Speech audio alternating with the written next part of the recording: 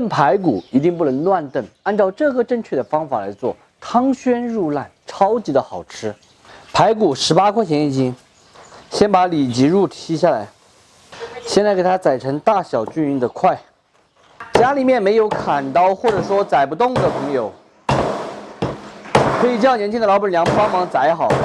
宰好的排骨冷水下锅，先焯一下水，来一点姜葱、花雕酒。排骨焯开过后，打去这些浮沫，再煮3分钟，捞出来冲洗干净即可。另起锅来上一点油，下排骨，先用大火给它煸炒，丢几捆配菜的姜葱，加清水。你们看这个小朋友在玩什么？玩黄鳝呢？这个是中午吃的，不是玩的。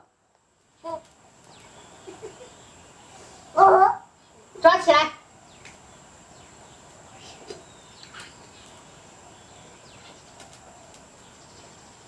烧开过后，给它来上一袋毛锅老鸭汤的炖料。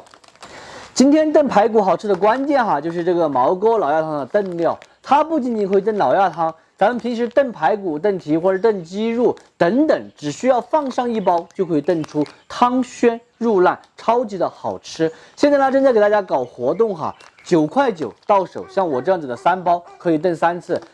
毛锅大家应该都知道，超市里面也经常看到过，重庆的知名农产品品牌，炖出来真的是好吃酸萝卜全部都是这种一条一条的，煮出来好吃的很。盖上盖子，用小火先给它炖半个小时。接下来准备配菜，一点新鲜的竹笋，厉害厉害厉害，1分为4，把它切成条。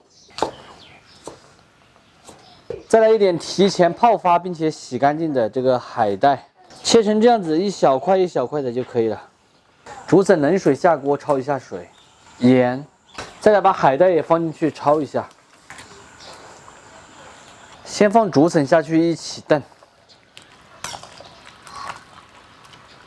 竹笋的时间炖来差不多了，这还把海带放进去一起炖一下。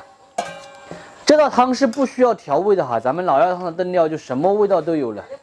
咱们的排骨时间炖来差不多了，这还关火出锅就行，一看就知道是汤鲜入烂，好吃。最后来撒一点性感的葱花，美味继承。咱们今天的酸萝卜炖排骨就做好了，真子炖出来可以说得上是汤鲜入美，超级的好吃。整道菜做法简单实用靠谱，喜欢吃的朋友可以收藏着这个可是地道川味。有时间的时候咱们自己试着告一下，不喜欢的就只有免费看完撒够了。你在吼什么？唱歌他在。他手里面拿着一根黄鳝。今天中午拿点黄鳝给他炒了个盘龙黄鳝吃，老板吃的好香。我都吃了好几根了。这还是好吃。有什么？还有排骨。海带排骨。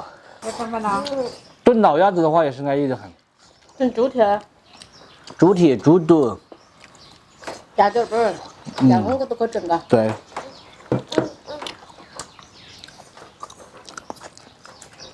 我就喜欢吃这个味，酸辣味，不辣，酸汤味海带是真好吃。这汤再快点放点吃一点，好不好吃？糖糖，给赞，真好吃。哎，排骨好吃个，换一边，对。